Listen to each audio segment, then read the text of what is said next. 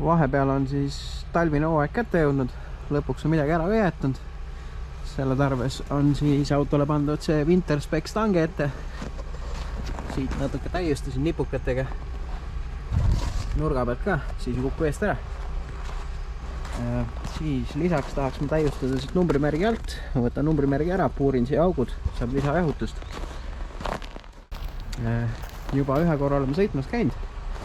Aeglasemal rajal on kõik okei, aga väga kiirel rajal on 3-4 ringiga õlitemperatuur 120 kraadi.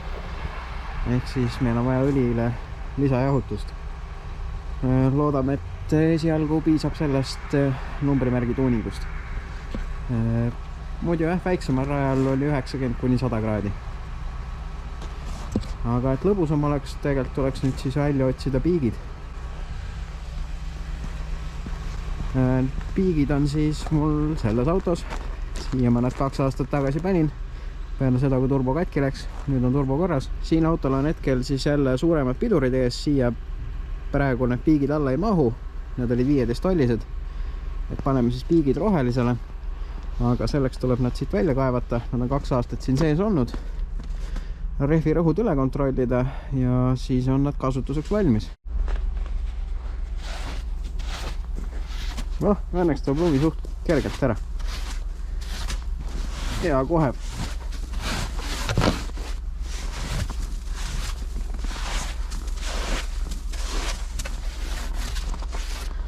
Eks sellega oleks ka tore sõita, aga tavaliste rehvidega nagu grippi väga ei ole. Ja kuna 2 paari piike ei ole, siis hetkel panustame rohelise peale. Nii, lumi puhastatud. Uks isegi avaneb. See on ime.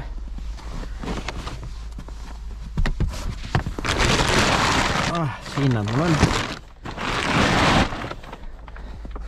Lihtsam on nad läbi auto mul välja võtta, sest pagasnik sellel autol külmaga ei tule mitte kunagi lahti.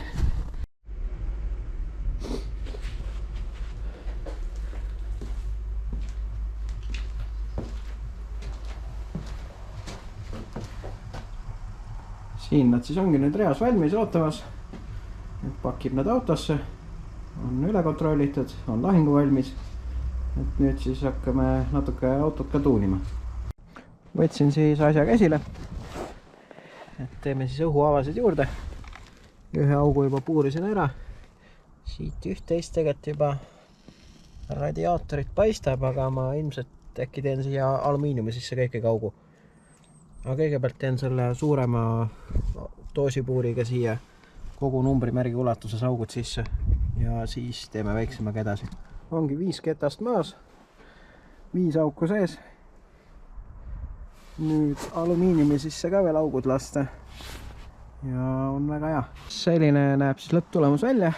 Lasin mingi suvalise aerosool mustaga üle, siis ei karju silma. Ilusti radikale on siis rohkem õhuvoolu.